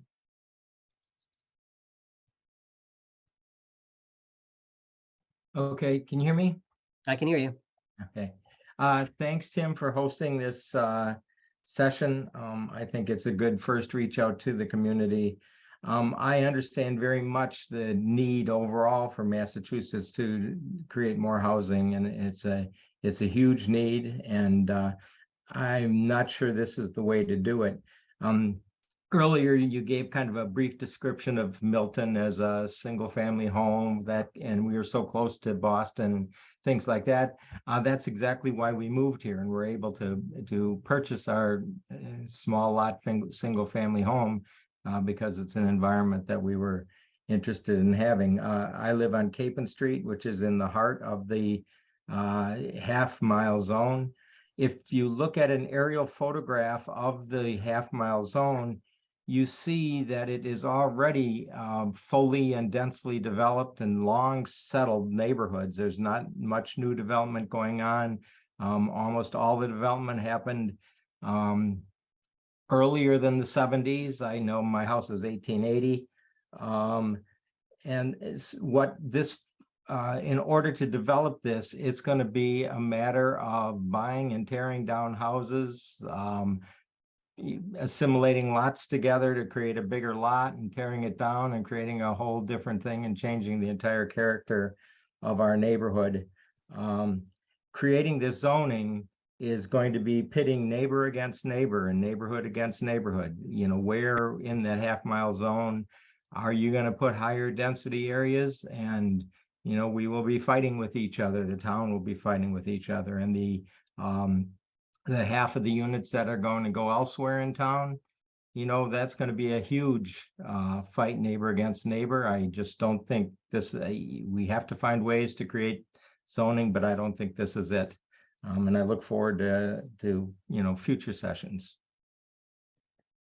Thanks for your comments, Pete, and thank you for coming. These are definitely obviously valid concerns. It's not the first time we've heard concerns like that. I think our goal as a department, in terms of assisting the planning board and in assisting residents, assisting town meeting, is to really try to figure out the ways to identify what the most kind of critical impacts are, and really try to think of creative ways to mitigate those impacts as much as possible, in terms of giving the zoning the best opportunity to preserve the existing physical character of the town strikes me early on as a really important goal. And so, is it possible to do it perfectly 100%? I don't think it is, but I think that we are going to do our best. And so understand that these are tense conversations. I hope that we don't fight about it. We can always make that choice to not fight, but I do understand that it's a huge thing. I don't sort of underestimate the enormity of the task at hand. And so I think this has been, this meeting right now has been a great indication of kind of, I think, people coming to a big issue in a good faith way, to learn and engage and disagree, which is fine. So maybe if we can keep this up, we'll be in good shape. Brian O'Halloran is up next. Hi, Tim. Can you hear me okay? I can hear you. Awesome.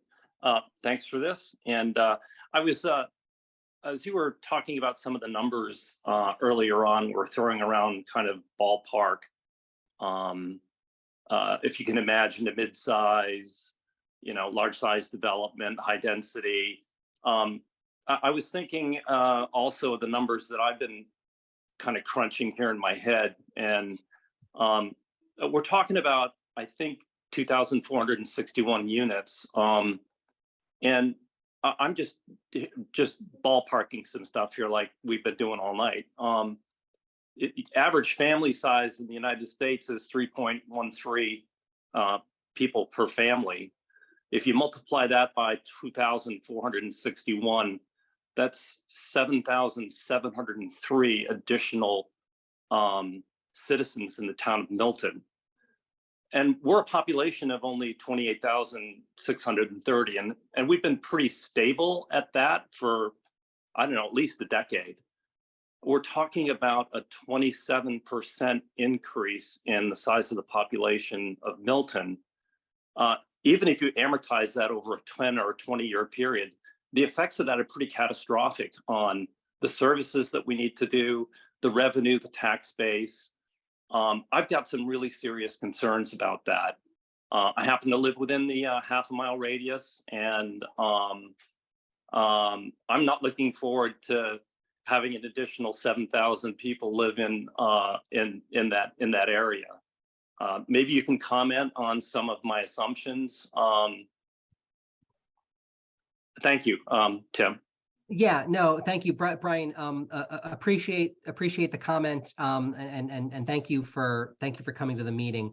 You know, in the interest of time, I won't go too deeply into those comments. The one thing that I'll say is that, you know, again, it's a zoning mandate, it's not a production mandate, and so the if we zone for 2,461 units, you know, we will not see those numbers overnight. Obviously, we will probably not see them in a 10-year window. One thing that I think is a really kind of underappreciated kind of quirk of history is that the zoning that town of Milton is under right now largely was passed in 1938. There had been a previous zoning code that you know, was amended at that time. The town that you see is mostly a product of the 1938 zoning. And when you read through the letters to the editor and the columns and the newspapers in the Milton Gazette of the time, the committee that was drawing that zoning, you know, they talked about zone capacity back then, and the zone capacity for the 1938 zoning was between 60 and 70,000 Milton residents. That's what, and they were boasting about that. They were saying, we have created zoning that is going to increase the size of our town threefold. That obviously never happened for a lot of reasons. You know, there were amendments to the zoning code, you know, styles of living change, you know, recessions, real estate cycles, you know, all sorts of, you know, over the course of 100 years, why don't you get 70,000 Miltonians? But it just underscores the concept of build out, and that you've got a land use regime that can accommodate a certain number of residents, but it doesn't in practice actually ever do that. And so the analysis that we're going to try to engage in is going to really try to make its best assumption about what is a reasonable assumption of how much build out we can expect in a reasonable time frame, and kind of what are the impacts of that going to be. And so, you know, we're committed to doing that, and we're committed to engaging with that in a serious way, because it is a serious concern. But I think, you know, if you look at, you know, the concept of infill development, where you're not sort of creating sprawly subdivisions out in the middle of the woods, you're creating new housing where there's already infrastructure, where there's already transit, where there's already amenities. The cost of that to build and the cost of that to sort of maintain over the life cycle is actually much less than a sort of subdivision, you know, out in the sticks. That's a conversation we're going to continue to have. We're going to bring some more data to bear on that, but I think it is a serious question, and one that we're going to continue to engage with. So, Brian, thank you very much for the questions and comments. Thank you for coming. We've got Jim Davis up next. Hey, Tim, can you hear me? I can hear you. Excellent. Just more of a procedural question for within the town of Milton. Are you working on this alone? I mean, you seem like the go-to guy and you're doing a lot of work, but do you run this by the selectmen before you submit it to the town, to the state, and our compliance letters that we have to do? How does that work? So I am the go-to guy, because no one else signed up to be the go-to guy. But I'm very cognizant of, you know, even for my own kind of professional, care, that I'm not out here kind of, pursuing anything without kind of the explicit okay from the select board, who ultimately I work for the town administrator. The town administrator works for the select board. They're my boss. So, I'll give you two examples. The first compliance step in this process after the law was passed was, if you want to be compliant in 2022, you need to do two things. You've got to brief the select board, which I did in March of 2022, and you've got to submit an information form that basically just says, what town are you from? How many housing units do you have? What's your name? I did both of those things with the approval of the select board. The most recent compliance step was to submit an action plan, which is a sort of a format that DHCD produced that just basically said, what areas are you thinking of kind of, looking at for zoning? What's your timeline for compliance? Do you have any special issues that you want to bring to our attention? That is a document that we worked out through the planning board. We had several meetings where we discussed that. And then we brought that document to the select board to get their authorization to submit it to DHCD. Now, when it comes to zoning is an established procedure for how that passes. I don't bring anything to town meeting. I don't bring anything to the planning board.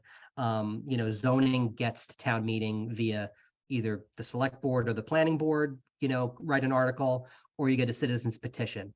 Every zoning article under state law needs to have a public hearing before the planning board, and the planning board needs to make a recommendation to town meeting. So that's a very well-established process.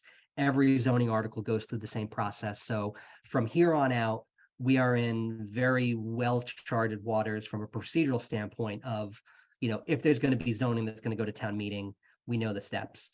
It gets submitted by one of those two boards or a group of citizens, has a public hearing at the planning board, goes to town meeting, and ultimately gets a vote there. Excellent. Appreciate it. Thank you. Yep. Thank you, Jim. Thanks for coming. Thanks for your questions. Marty Burke is up next. Oh, did we lose Marty? All right, maybe he'll come back. Eric Hokinson, you're up. Thanks, Tim, for hosting this. Eric Hokinson, resident of Elliott Street. Quick comment and then a question. I think hearing a lot of talks about like impact assessments and what all the impact of the development will be on schools and the town and traffic. And I'm just curious if that is done more from a planning for those impacts perspective or some sort of cost benefit analysis of should we do this or not, just knowing that the grant money may not be significant, but this is just the start of the grant programs and it may expand to other state grant programs, not to mention, a lawsuit from whether it's the civil rights groups or the state itself, who can just say that this is what the zoning is going to be for a certain area. So I think the answer to that is I think we need to get the data first and then kind of figure out what to do with it.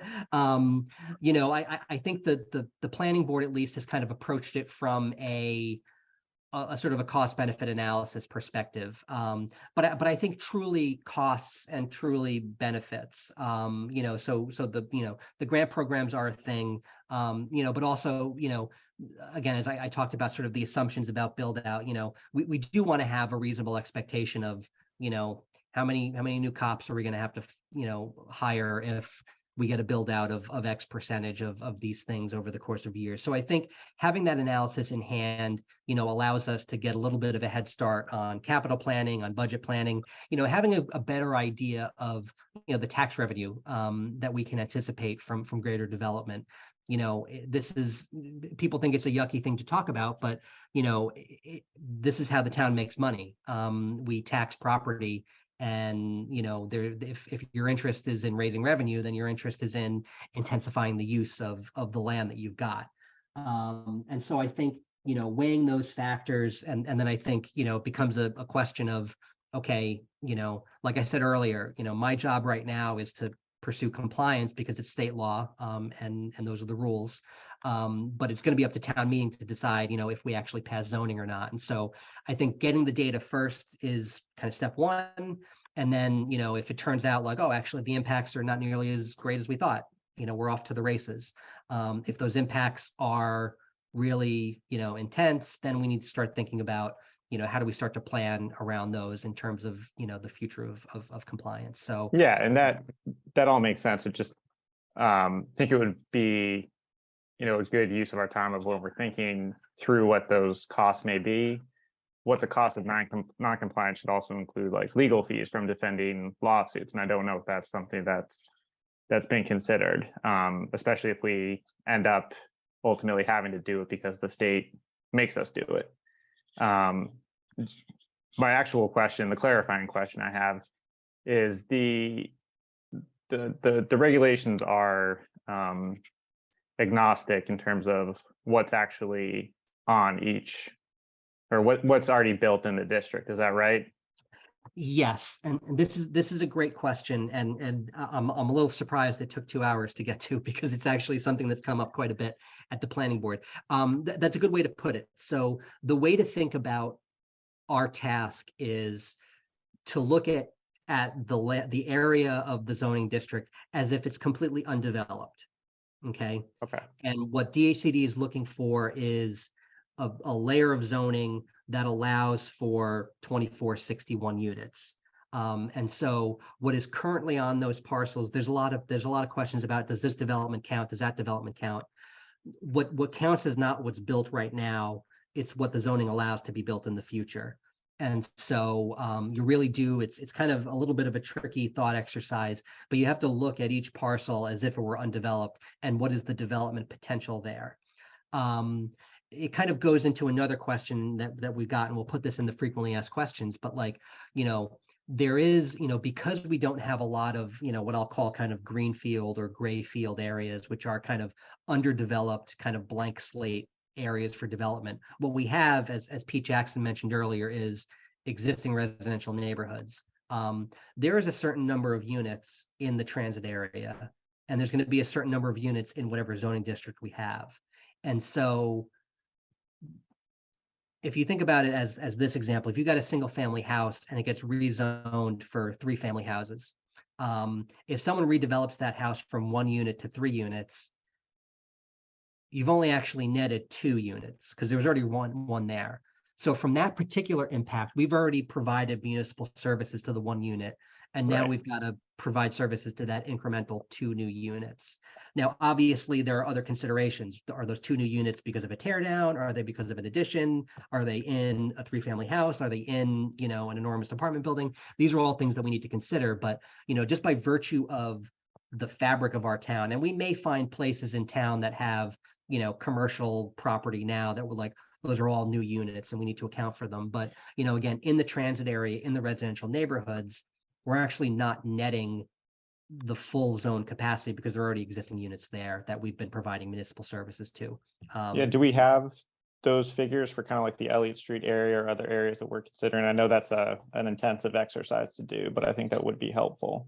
So actually, the Massachusetts Housing Partnership actually just debuted a tool literally this afternoon. It made my week, where you can kind of draw a line on a map and it'll tell you how many units there are and what the density of that geography is. So it went from a really tough task this morning to a really easy one this afternoon.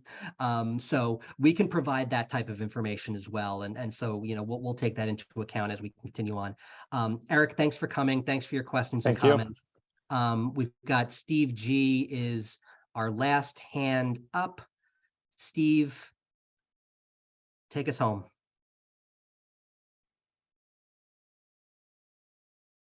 Steve, if you want to unmute yourself, you can. Hi, Tim. Can you hear me? Yep, I can hear you.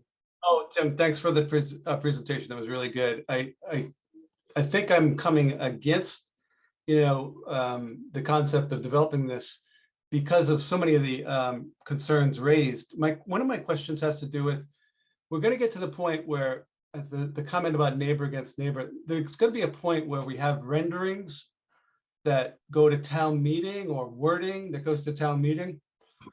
Is that correct? That we're going to vote on a map that shows densities, and then say that doesn't get approved, that you've made all these good efforts, and who pays for those renderings and maps? I think you said private, and the state will reimburse us for those. So we've gotten grant funding to pay consultants to do it. So effectively, yeah. Okay.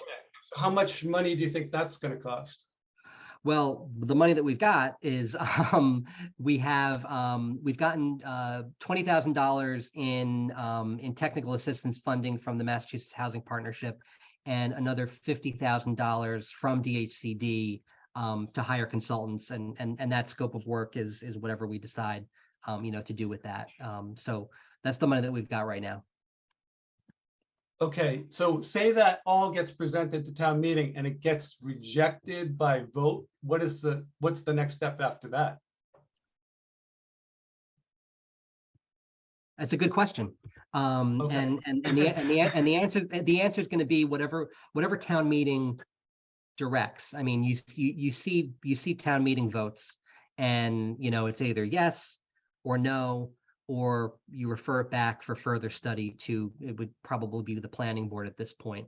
And then at that point, if town meeting kicks it back to the planning board, then it's up to the planning board to decide, what is our next step. I think at that point, you're non-compliant. We'll have a better idea of what the consequences of that look like. And it'll be up to those elected officials to kind of, figure it out. If it's a straight no vote, it's, Steve, it's a little bit of uncharted waters here. This is the first time. It's a lot of work. It's a lot of work to be done in a short amount of time, and getting the right answer, like you said in the beginning of the presentation, the first time could be a challenge. Yeah, for sure. But I think, it's funny. I actually wrote an article for a magazine about town meeting because I'm just so fascinated by it. And one of the things that, I talked about was, town meeting as, obviously it's the legislature, but it's really, we've got 70 people in this meeting, and this is one of the biggest meetings that I've administered as planning director. Town meeting is an opportunity to have 250 of the most engaged, knowledgeable people in town in the room debating the weighty issues of the town.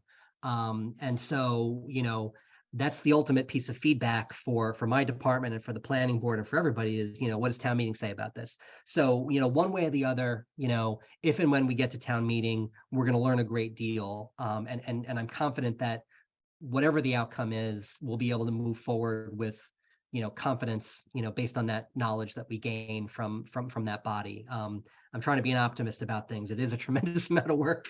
And, right. We'll just see how it goes. But Thank you. Steve, thank you very much for your comments. Steve was the last one. We're at 9:01. I really do appreciate everyone kind of sticking around. I wanted to go 90 minutes, but I'm a talker, and that's bad, but you all indulged me, and hopefully you learned something. We do have one more little bit of an exercise that I wanted to do just to kind of close out. This is a checkout poll.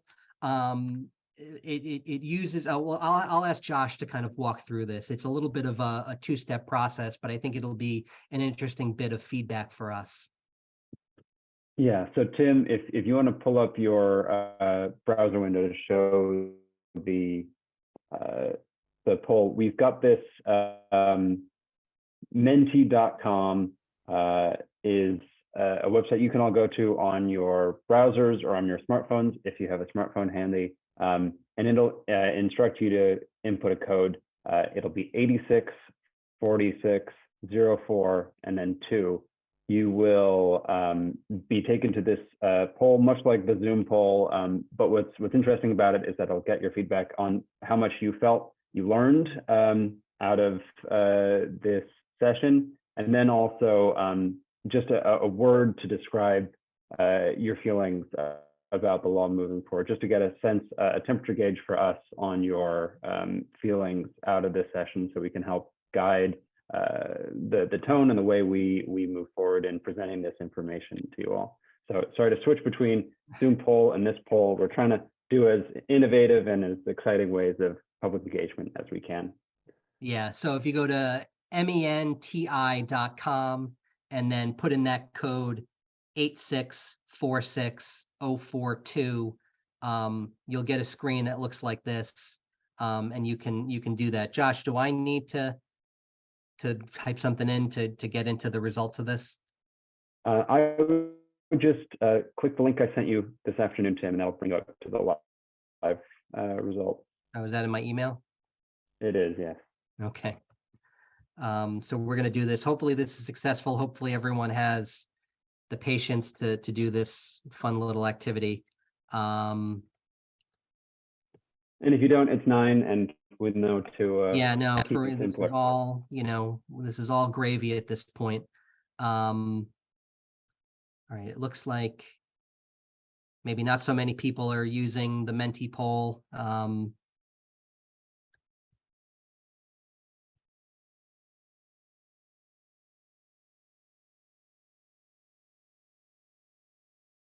Josh, there might be some hands up, or maybe people are asking about the poll with their hands up.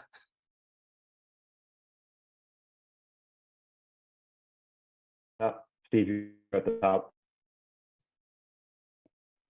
This may not be an exercise worth pursuing 5 minutes past 9.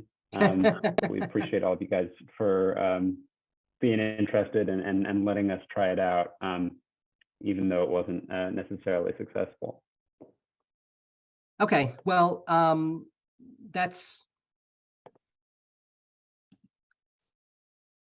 Hey, Ellen, are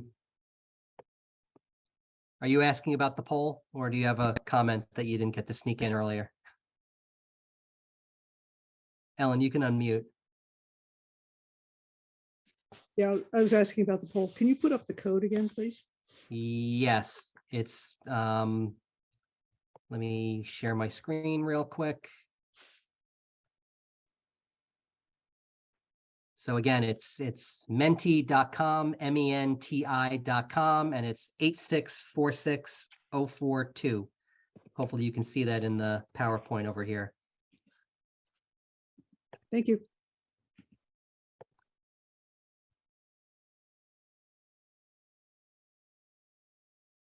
Okay. Well, look, folks, it's late.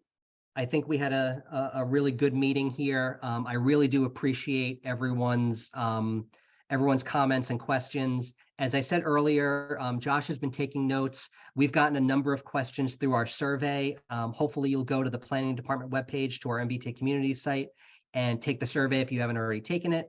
It's an opportunity to leave comments and ask questions, and then also get on our email list so you can be kept apprised of all of our kind of future activities around this zoning. So thanks a lot for coming, everybody. Really appreciate everyone's time and attention here.